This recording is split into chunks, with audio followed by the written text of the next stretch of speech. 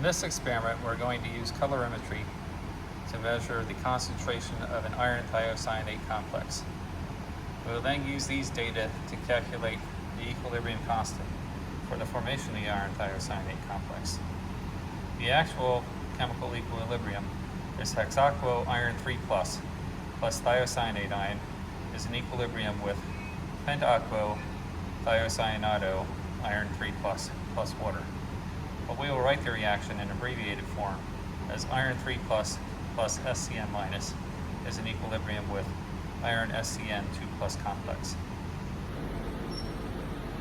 The spectrometer should have already been turned on. First, we're going to set the wavelength knob to 445 nanometers. Then, with nothing in the sample compartment and the lid closed, use the left knob to set the 0% transmittance. Using a water blank and with a line facing you, close the lid and use the right knob to set 100% transmittance.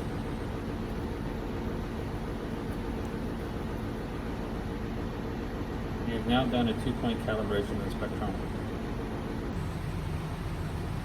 Obtain 75 milliliters of 0.000120 molar potassium thiocyanate in perchloric acid and place it into a beaker.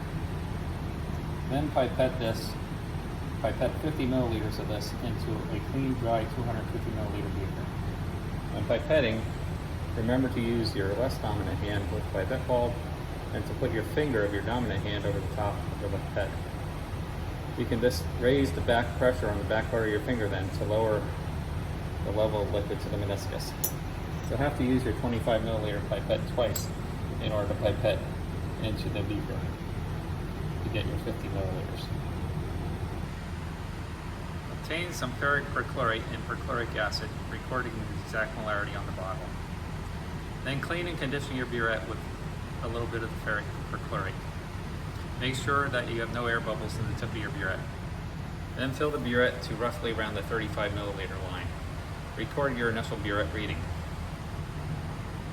Position the beaker containing the potassium thiocyanate beneath the burette. Then add about 1 milliliter from the burette.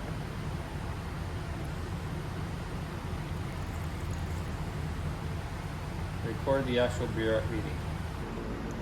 Transfer some of the colored iron thiocyanate complex from the beaker into a cuvette, filling it about to the bottom of the circle. Insert the cuvette with the line facing forward into the spectrometer. Close the lid and record the percent transmittance. Then dump the contents of the cuvette back into the beaker and add another milliliter